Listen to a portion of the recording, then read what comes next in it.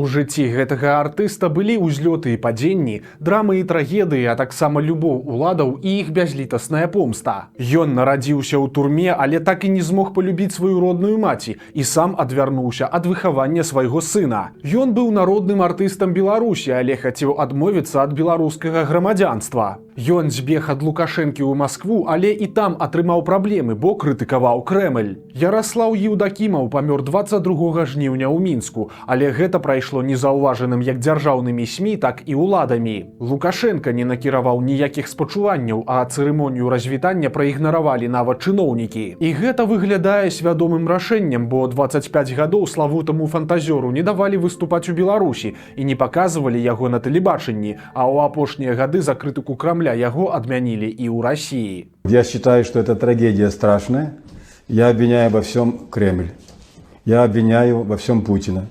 Я обвиняю всю эту гоп-компанию кремлевскую. Вы можете показывать, можете не показывать, это ваше дело. Потому что украинцы им никогда этого не простят.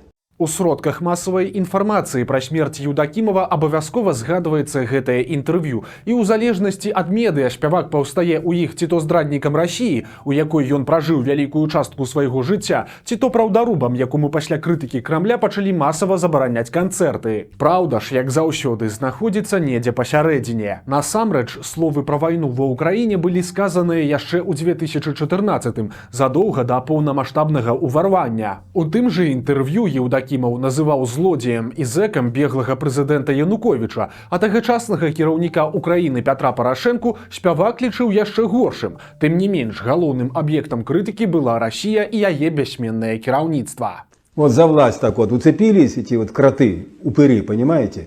Нельзя быть у власти так долго. Один есть срок.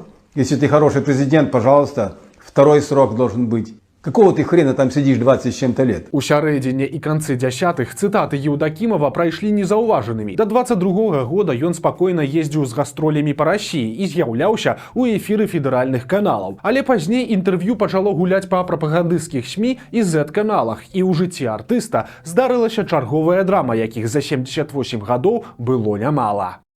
Немагчыма адназначна сказаць, чый спявак Яраслаў Еўдакімаў. Народжаны ў заходняй Украіне, ён здабыў першую славу ў Беларусі, але пасля паехаў скараць Маскву. Напэўна, найлепшым азначэннем для артыста будзе слова «савецкі», хаця суровымі парадкамі вялікай агульнай краіны Еўдакімаву давялося пазнаёміцца самога маленства. Будучы спявак нарадзіўся ва ўкраінскім горадзе Роўна ў лістападзе 1946 года, але не ў радзільні ці дома, а ў турме, дзе яго маці сядзела па абвінавачанні ў супрацоўніцтве з украінскімі нацыяналістамі. Настасія Чартовіч нібыта прадала сваю друкарскую машынку не таму чалавеку, за што яе цяжарную арыштавалі і пазней асудзілі на 5 гадоў лагераў. Многія дзеці арыштантак не вытрымлівалі турэмных умоў і паміралі, але малому Яраславу пашанцавала. Здесь в основном сидели на втором этаже женщины в положении и рожали детей, они тут же и умирали. И там где-то они во дворе их и закапывали. Ну, я, к счастью, не умер. Нервное расстройство у матери были. У нее пропало молоко, а с ней сидела женщина, кстати, жена героя Советского Союза, летчика. Она тоже родила ребенка, и этот ребенок умер.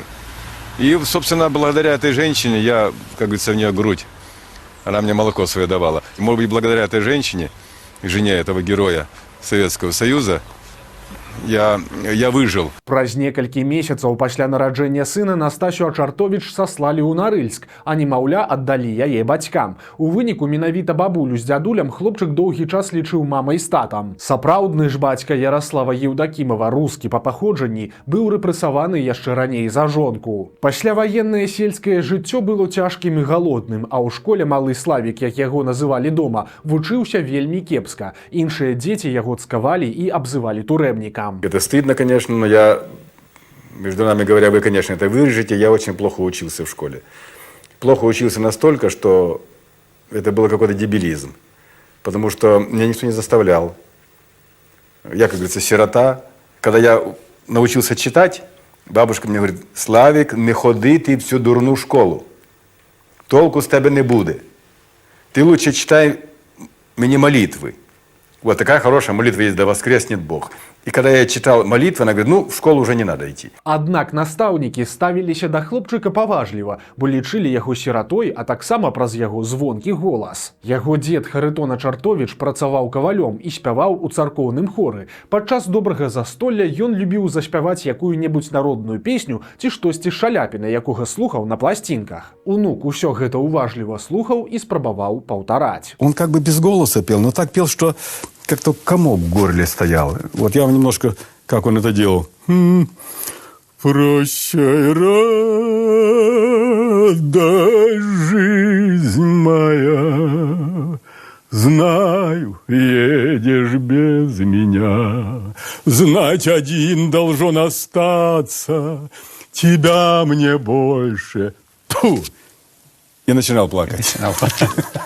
Толькі калі Яраслаў быў ужо трэцякласнікам, у корысць на Ровеншчыну прыехала яго маці Настасія Чартовіч. Пасля вызвалення з лагера ёй пэўны час нельга было вяртацца на радзіму. Гэта стала магчымым толькі пасля смерці Сталіна. Але замест уз'яднання сям'і жанчыну чакала сустрэча з сынам, якому яна не спадабалася. Когда она приехала, освободилась, я не воспринял ее никак.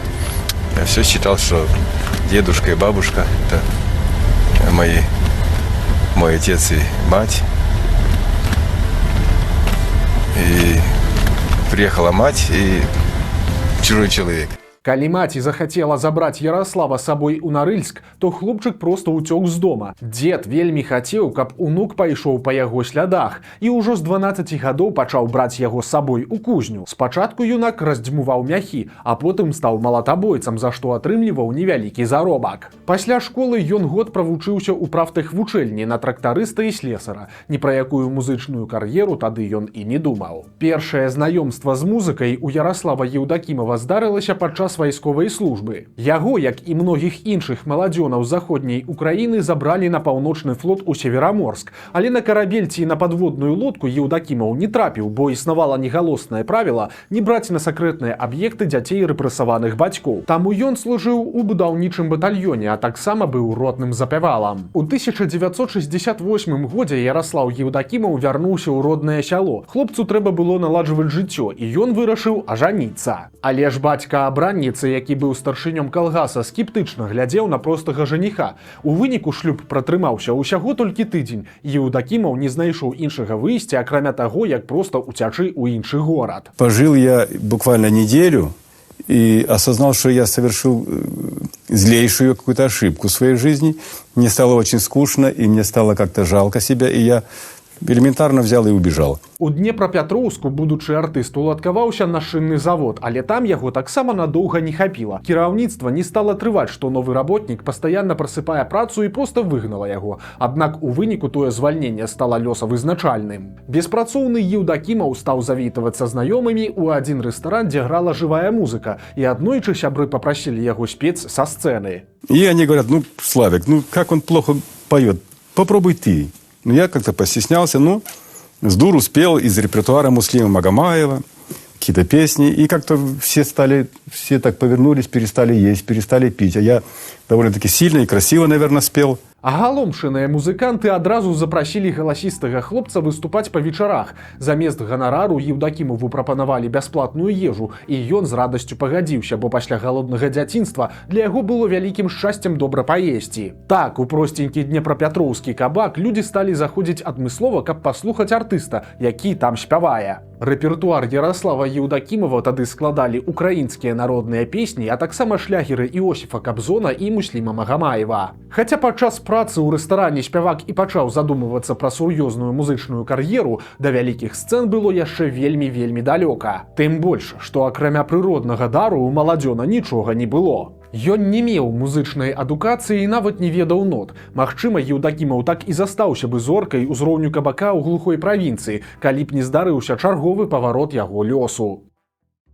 У Днепрапетроўску хлопец пазнаёміўся з маладой практыканткай з Беларусі. Свайго жытла ў пары не было, таму абаім даводзілася туліцца ў чужых кватэрах. Дзяўчына па імені Алла прасіла жаніха прыехаць да сябе на радзіму. Спявак жа не вельмі хацеў мяняць сваё жыццё, але ў 1975 годзе ўсё ж здаўся. У Мінску Яраслаў Еўдакімаў хадзіў па рэстаранах у пошуку працы, але ж яго ніхто не хацеў браць. Сціплы Еўдакімаў доўга не рашаўся схадзіць у філармонію, але калі ўсё ж гэта зрабіў, то апынуўся ў патрэбным месцы і ў патрэбны час. Повезло. Повезло, там была такая бригада. Как же бригада называлась, подождите? «Память». Да, это программа «Память». Да, программа была «Память». Они ездили, коллектив такой небольшой, человек 5-6, ездили по селам Белоруссии, и она посвящена была военной тематике. И в это время там был замечательный певец. Но, как все замечательные певцы, он любил крепко выпить. И, слава богу, он напился так, что и на 15 суток его посадили. И в это время я подвернулся. Ах. Вот. И думаю, такое счастье, что он напился, понимаете. Публіка вельмі цёпла сустрэла маладога сарамлівага спевака. У выніку калегі пайшлі да кіраўніцтва філармоніі з просьбай пакінуць украінскага самародка ў штаце. Для Еўдакімава зрабілі выключэнне, але ў 29 гадоў яму давялося паступаць у музычную вучэльню. Паралельна з вучобай спявак працаваў у ансамблі песні і пляскі беларускай вайсковай акругі, а пасля і на Дзяржтэлерадыё Беларусі. У 1980 годзе на адным з урадавых канцэртаў Яраслава Еўдакімава пачуў кіраўнік Беларусі Пятро Машэраў. Былы партызан быў настолькі скораны яго голасам, што тут жа даў загад прысвоіць спеваку званне заслужанага артыста БССР. У 80-х Еўдакімаў стаў зоркай усесаюзнага маштабу. Яго сталі паказваць па цэнтральным тэлебачанні, а вядомыя кампазітары пісалі яму цэлыя канцэртныя праграмы. Сапраўдную славу яму прынесла песня Лучанка пад назвай «Майскі вальс», якая лічыцца адной з найлепшых кампазіцый пра вайну. Помня дали бы Дунай, тот цветущий и поющий яркий май. Украінец шмат спяваў і па-беларуску. Мала хто ведае, але знакамітую завіруху паралельна з верасамі выконваў якраз Яраслаў Еўдакімаў. Белый снег, белый снег, белый снег, белый тень. Белый снег, белый снег, белый снег, белый тень. Аднак галоўны хіт спевака пад назвай «Фантазёр» з'явіўся толькі ў 1989 годзе, ужо пасля таго, як Еўдакімаў стаў народным артыстам. У сваіх інтэрв'ю ён неаднаразова расказваў цікавую гісторыю стварэння гэтай песні. Как эта песня рождалась? Я хочу заострить внимание, она рождалась в муках. Он женился, жил на Украине, тоже где-то на хуторе в лесу. Строили хату, и не было где репетиций, мы репетировали в сарае. Тут корова, свинья квакает, там собака гавкает, а мы в одной половине с аранжировщиком сидим и делаем эту песню. «Фантазер, ты меня называла». Как только я начинал петь, замолкала корова, собака не гавкала, все не хрюкала, понимаешь. Как только я заканчивал петь, квак-квак-квак-квак-квак.